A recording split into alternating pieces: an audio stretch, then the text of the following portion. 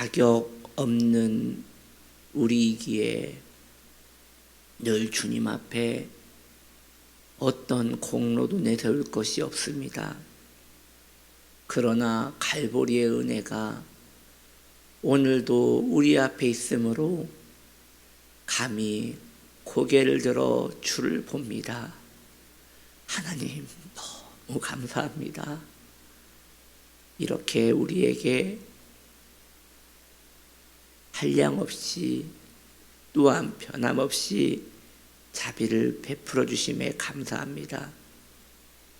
우리도 한결같이 주를 바라보고 살았으면 좋겠습니다. 하나님, 고마우신 우리 하나님, 이 새벽에도 주의 자비를 베풀어 주시어서 주의 백성들이 예수님 바라보고 살아갈 수 있도록 은총을 베풀어 주옵소서. 예수님의 이름으로 기도드립니다. 아멘. 하나님 말씀 출애굽기 27장 2절.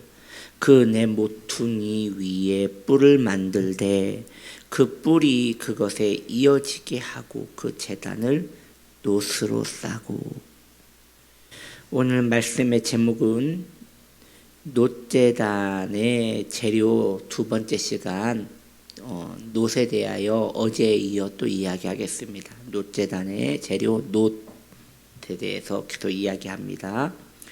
성경에는 놋과 관련된 내용이 참 많아요. 어제도 우리가 다루지 않았어요. 이어서 더 있기 때문에 몇 개 더 나누기를 원해요. 여러분, 가인의 후손들이 제일 먼저 놋을 만들었습니다. 그에 대하여 창세기 4장 22절, 창세기 4장 22절은 이렇게 이야기합니다. 신라는 두발 가인을 낳았으니, 가인의 후예라는 거죠. 그는 구리와 쇠로 여러 가지 기구를 만드는 자요, 두발 가인의 누이는 나아마였더라. 이 가인은 상징적으로 자연인들의 아버지로 보면 됩니다. 자연인들은 놋을 만들었습니다. 놋은 심판이라고 하였습니다. 즉 그들은 심판을 위하여 예비된 존재라는 것을 알 수 있는 것이에요. 그래서 이 놋제단의 놋이 심판을 상징하듯 자연인들이 놋을 만들었다는 것은 그들이 운명적으로 심판에 거하게 될 거라는 것을 말하는 것입니다. 또 이러한 구절이 있지요. 창세기 16장, 사사기 16장 21절에 블레셋 사람들이 그를 붙잡아 그의 눈을 빼고 끌고 가사에 내려가 놋줄로 매고 그에게 옥에서 맷돌을 돌리게 하더라. 우리가 잘 아는 삼손에 대한 이야기입니다. 삼손은 하나님의 백성으로서 하나님을 떠난 사람의 표상이라 할 수 있겠지요. 신앙생활 하다가 미끄러질 수 있겠지요. 삼손처럼 미끄러질 수 있겠지요. 그런데 미끄러진 것으로 끝나는 게 아니라 삼손 보십시오. 두 눈이 뽑히고 원수들이 놋줄로 그를 묶었습니다. 즉 성도 또한 죄 가운데 머물고 성도 또한 하나님의 은혜에서 멀어지면 그의 인생이 심판받은 것 같이 갈기 찢겨진다는 것을 말하는 것입니다. 물론 이것은 자연인들이 당하는 저주와는 좀 달라요. 성도가 당하는 이 저주, 성도가 당하는 이 심판은 따뜻한 아버지의 사랑에서 말미암은 싸나운 매와 같아서 그 매로 후려쳐짐을 당할 때마다 성도는 아버지의 품에 더 안기게 될 것이기에 이것은 저주로 보이지만 사실은 축복인 것이지요. 여튼 놋입니다. 놋줄로 묶어서 이렇게 원수가 끌고 다닐 수 있도록 이런 상황이 있다는 것이죠. 어떤 이는 이렇게 생각할지 모르겠어요. 어떻게 원수가 우리를 끌고 다니게 할 수 있겠는가?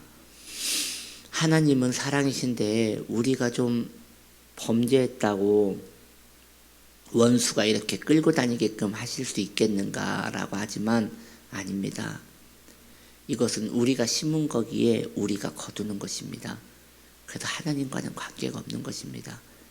하나님께서는 우리가 바른 길을 걸어갈 수 있는 길을 분명히 열어주셨기에 그 길로 가면 우리는 놋줄과 상관없이 살 수 있지만 우리가 마음이 완고해서 내가 주인 되고자 하는 마음이 아직도 있어서 그렇게 걸어간다면 그것은 방법이 없어요.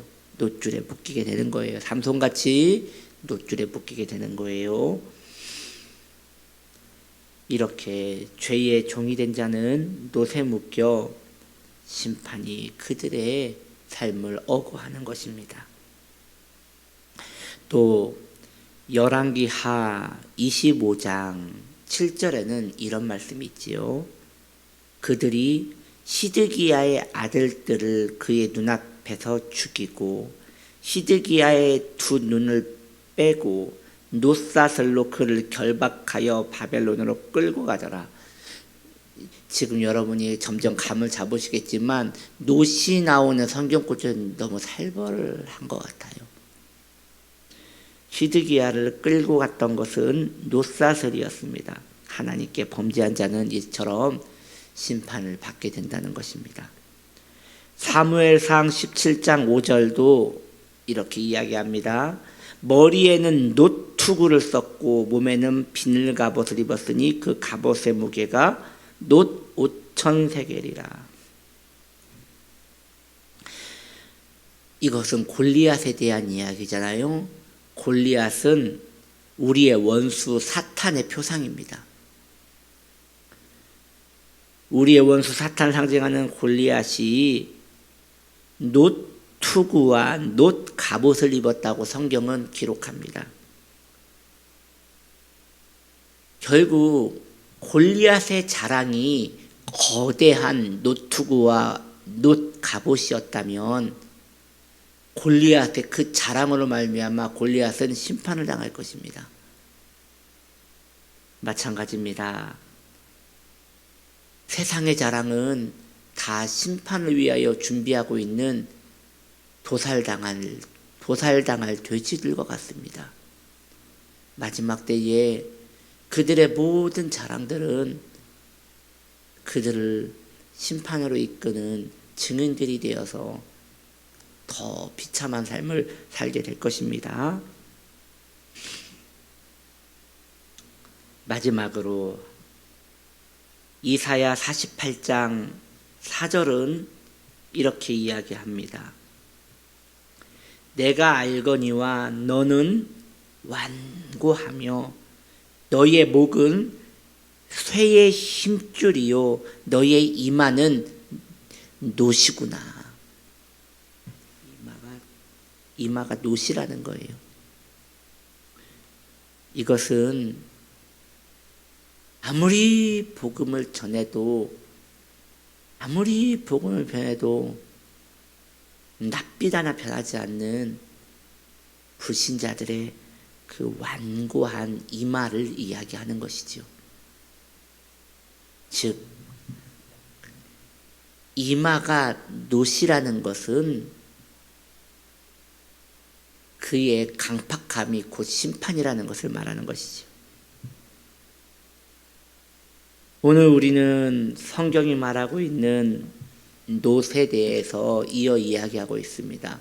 참 놋에 대한 풍성한 진리들이 성경에 담겨 있다는 걸 알고 있는데 이렇게 놋에 대하여 알아봄으로 성도가 경계가 되기에 감사한 것 같습니다.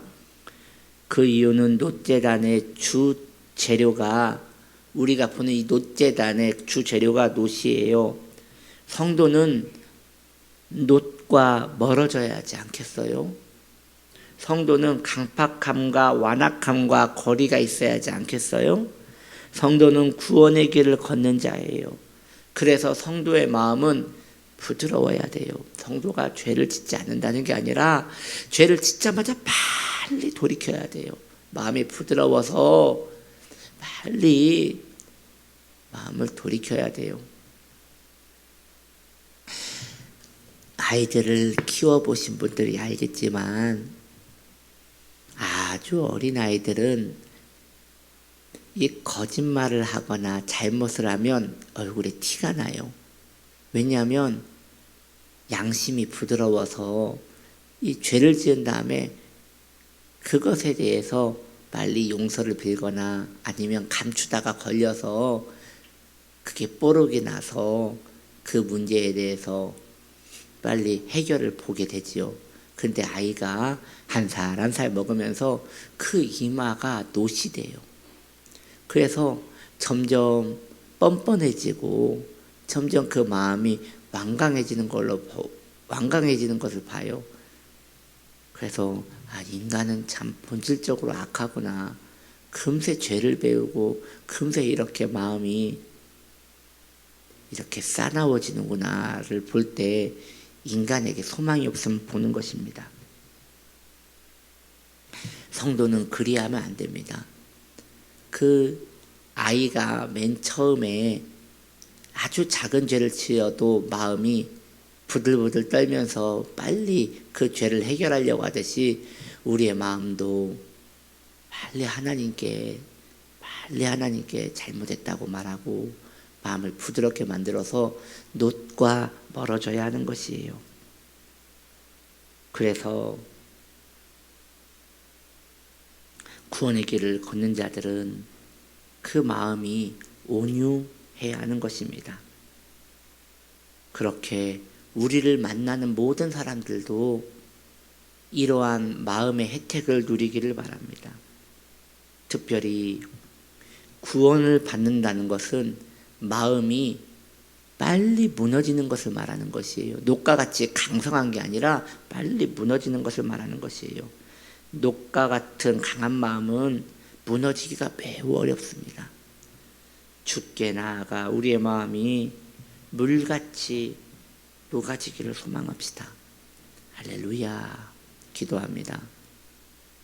하나님, 우리의 마음이 놋과 같이 강성하고 딱딱해지지 않게 하시고 우리의 마음이 부드럽게 하나님 앞에 연한 순과 같이 늘 잘 꺾이게 하여 주옵소서.